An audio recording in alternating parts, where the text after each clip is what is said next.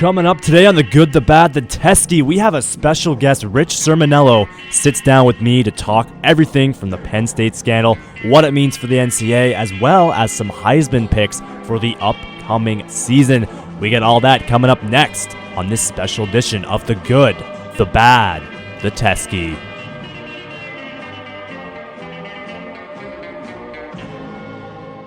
Welcome to episode 7 of The Good, the Bad, the Teskey. I am Colin Teskey, and like I promised on our Facebook page, I told you that I'd be sitting down with Rich Cirminiello, and without any further ado, here is what he had to say today about the current state of the NCAA and how this Penn State scandal will affect college football long term.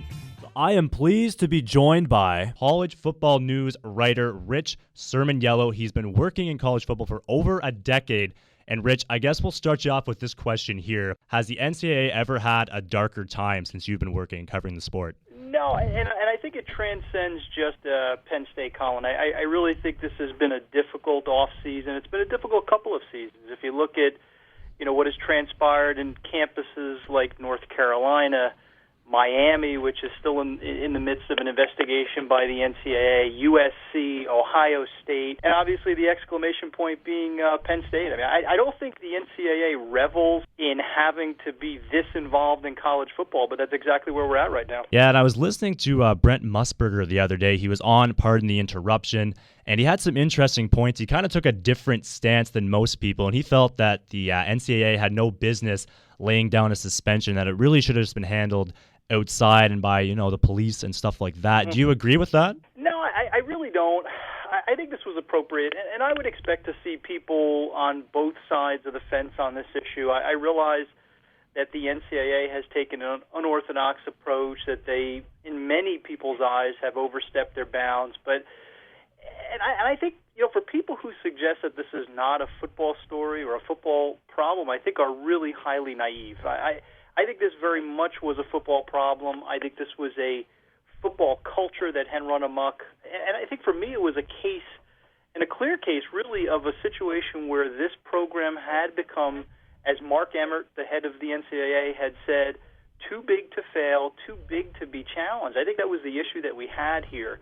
Rather than mess with the brand or the reputation of Penn State football for a number of years, those individuals, Joe Paterno, Graham Spanier, Tim Curley, so many different individuals in power, decided instead to sweep this problem under the rug, and obviously we know what the outcome of that was. So I really believe that the NCAA had to come down hard. I think it was the right decision. And even if you go, Colin, to a PR standpoint, I really believe that the NCAA did not step in. It would have been an absolute nightmare for that organization, because I think you would have seen a public outcry that we have never seen in college sports. Yeah, I completely agree. I thought the whole situation was handled well by the NCAA. I felt the punishment even could have been a little bit more severe in the sense that they shouldn't even keep score this year. I think they really should just have the Penn State program not play at all. But I agree. I think to even see, and I'm not trying to, live in the land of hyperbole, to even see Penn State football at this point, which is so trivial in light of the crimes that took place and those children that were abused, to even see Penn State football, to celebrate football at this point on the campus, I don't think anybody would want to see that. And I'm sorry, I don't mean to be callous, but the reality is that when men make such selfish decisions and poor decisions as those men in power do, there are always going to be casualties. So yes, I feel bad for the current Penn State players. I feel bad for those students on that campus. But that is what happens when people make very poor decisions. I mean, what do we say to the employees of Enron? And there were good employees of Enron for many, many years. There's no way to salvage those individuals. You have to come down hard when there are such, skirting of the law that took place at Penn State. And I agree with you, Colin. I would have had no problem not seeing Penn State football for at least the next year. Yeah, and it's the thing with Joe Paterno's name as well. I know this guy was a great guy, and he was great for so long, but this one thing that he did, and it was a big mistake by him, and I don't blame the NCAA for taking away his name from the record books, because when you look back 10 years from now, you're still going to see, if you still saw Joe Paterno's name at the top of the wins list, you would associate it with this whole scandal, right? So I don't see the outcry why people thought Joe Paterno's statue should have stayed up. I think it should have been taken down, and they have to take his records away as well. Yeah, it's funny you bring up the statue. That's exactly where I was going to go when you began to bring up the vacating of the victories. The statue, to me, was synonymous with those victories, and then that record book that we would see with the NCAA. In terms of the statue, I agree. I think that had to come down. It had become, such a lightning rod for issues, whether it was on that campus or certainly across the country, across the world. I mean, I was doing shows over the weekend in Australia, not physically in Australia, but shows in Sydney, Australia. That would give you an idea as to the reach of this story, how big it became, and the fact that it had to do with Joe, to be honest with you, was very sad. I mean, this is a man that I knew personally. This is a family that I have gotten to know very, very well over the past decade. I've spent time at their house. I've spent time at their beach house. So these are people I was close with. To believe that Joe could have turned a blind eye really saddens me. And it gives you the impression that if a Joe Paterno cannot do the right thing in this scenario, is there anyone that we can trust in a position of leadership? Yeah, it's true. I thought a guy like Joe Paterno that has always had so much, a reputation of having class acts. And when people graduate from Penn State, they usually, if they don't play professional football, they usually go on to have successful careers off the football field, right? That was always his biggest motto when he, had recruits come in. So when you have a guy like that all of a sudden turn a blind eye and use, just try to protect the program and not, protect innocent victims, that to me is just unbelievable. And I think what happened, too, if you kind of go back over it always sort of got under my skin. And again, I will be completely honest about this. I've had a fondness for the family and a closeness to the family. But over the past 10 or 12 years, I mean, this, Colin, having followed the sport, Joe was not going to leave on his, unless it was on his own volition. There was no getting rid of Joe from that university. So I think what had happened was he was so fearful that the school was going to, try to concoct a way to get rid of him. And I think that's what happened here. I really believe that Joe was protecting his own legacy.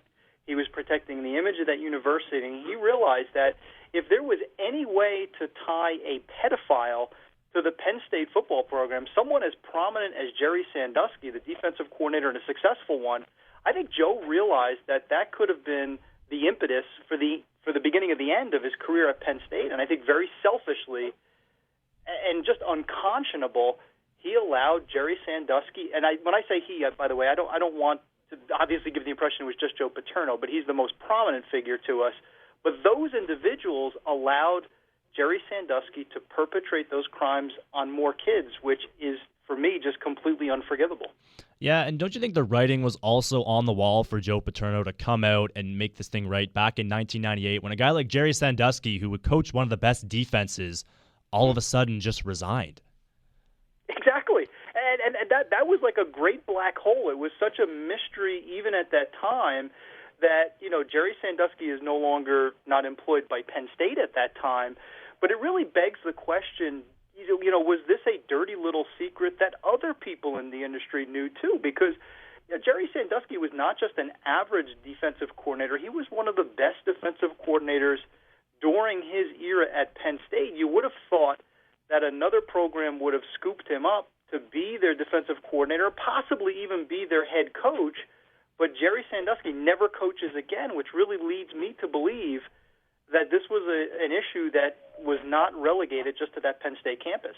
Yeah, and it also makes me think too, should they really erase more wins from Penn State from when Jerry Sandusky started coaching? Do you think that's also what they should have done in this situation? The one thing that Brent brought up, and I watched the same interview that you were referencing on PTI, the one thing that he brought up, which I kind of agree with, I know this is a bit of a cop-out answer, but at the end of the day, I don't know how much it matters. Brent had said that, and I agree with it. I don't know. We could vacate all of his victories at this point, and I still think there will be that recognition, whether or not it shows up in the books, in the NCAA books, that Joe Paterno was a very successful head coach and was obviously an institution at Penn State and truly did win a lot of games, including national championships. To remove more of those wins, I'm just not sure what that would accomplish at this point. It's true, because they've taken away his wins from 98 till now, but also he's won 2 championships, and you can't take that away from him, so he's going to be in the record books regardless. So I do think that is a good point as well. But do you also think that this story has in a way spun off that it's now just about football now. It's not really back in the lights of the victims who were, molested by Jerry Sandusky. Do you think it's becoming more of that now? Yeah, I think that's human nature. I think as Americans, we tend to get fixated on whatever the hot topic is. And to be honest with you, and this is terrible to say, but the hot topic right now are those sanctions. And on a more granular level, it really is what happens to the current Penn State players. I think that's what most fans that I talk to, that's what they want to know. What is Penn State going to look like in 2012? And can my team poach certain players from Penn State? Those are the hot topics. And I think people are always cognizant of those victims, but I don't know if it's a way to kind of put some salve on the wounds. But I think individuals are slowly starting to get, talking more about football than those victims. I don't know if that's a good thing or a bad thing. Yeah, and also with the NCAA sanctions there, they also made Penn State pay $60 million out of their own pocket. That's also going to go towards helping child abuse and stuff like that. So it's not like the victims have been completely left out of the light and stuff like that. They've been taken care of in that sense. But it is becoming now the question: are these players going to stay out of pride, or are they going to leave because they want to get rid of this whole year of their lives and just move on? That's the biggest question now. Yeah, and I think it's a great question. I've talked to a lot of kids, and I've talked to a lot of their parents over the past week, and you get very mixed results at this point, Colin. The general feeling, and there will be exceptions, but the general feeling that I get right now is the seniors believe that the best thing for them and for their university is to stick it out.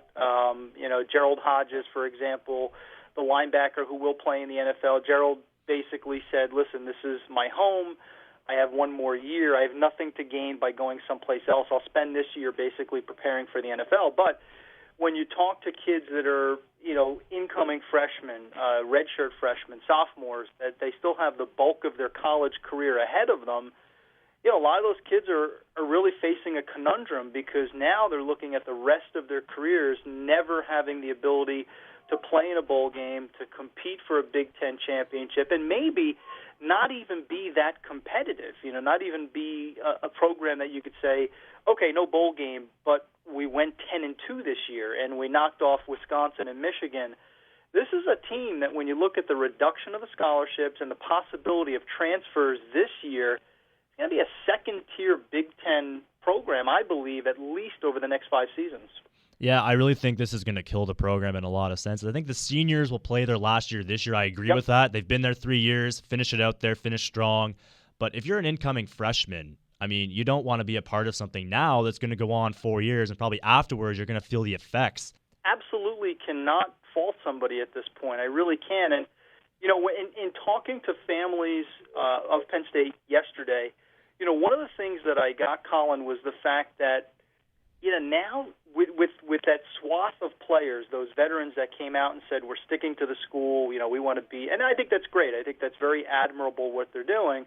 But I think it's also making it very difficult on those younger kids because now they feel the pressure almost being ostracized. Well, it's now looking as if I'm bolting from the problem. But if I had a child in that situation, I would say, listen, you have opportunities to go someplace else to really enjoy the full spectrum of what it means to be a college football player. I think you have to strongly consider that. No, yeah, I